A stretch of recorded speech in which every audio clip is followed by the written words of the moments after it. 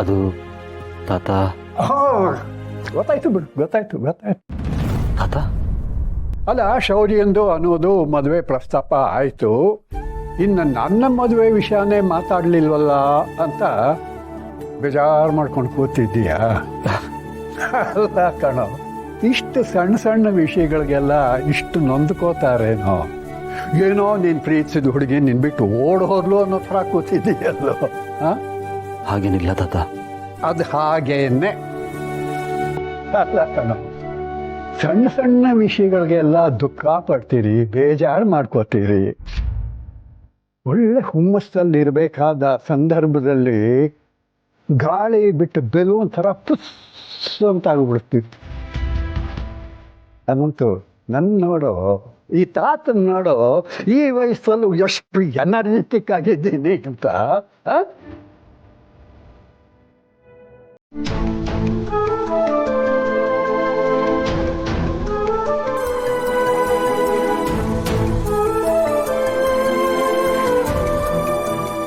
ಅದಂತೂ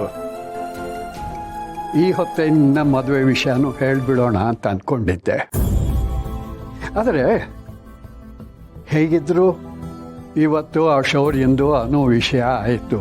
ಎಲ್ಲರೂ ಸಂತೋಷದಲ್ಲಿ ಖುಷಿಯಾಗಿದ್ದಾರೆ ಅಂದಮೇಲೆ ಒಂದೇ ದಿವಸ ಯಾಕೆ 2 ಸಿಹಿ ಸುದ್ದಿ ಕೊಡಬೇಕು ಅಂತ ನಿನ್ನ ವಿಷಯ ನಾನು ಹೇಳಲಿಲ್ಲ.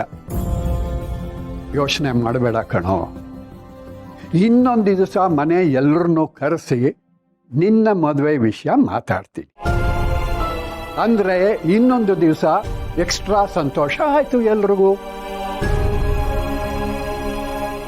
ನನಗೆ ಒಂದು ದಿವಸ ಎಕ್ಸ್ಟ್ರಾ ಸ್ವೀಟ್ ಸಿಗುತ್ತೆ. ಪ್ಲೀಸ್ ತಾತ, ಈ ಮದುವೆ ವಿಷಯ ಮಾತಾಡ್ಬೇಡಿ. ಈ ವಿಷಯನ ಪ್ರಸ್ತಾಪ ಮಾಡಬೇಡಿ ತಾತ, ಪ್ಲೀಸ್. ಏನೋ ಯಾಕೆ, ಏನಾಯ್ತು?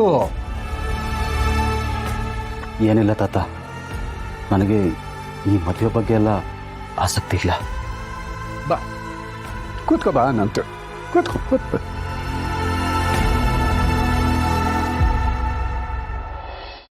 ಏನು ಹುಡುಗರು ನೀವು? ತಾತ ಈ ಹೊತ್ತು ಈ ಹುಡುಗಿನ ನಾನು ಇಷ್ಟಪಡ್ತಿದ್ದೀನಿ ಅಂತ ಹೇಳ್ತೀಯ.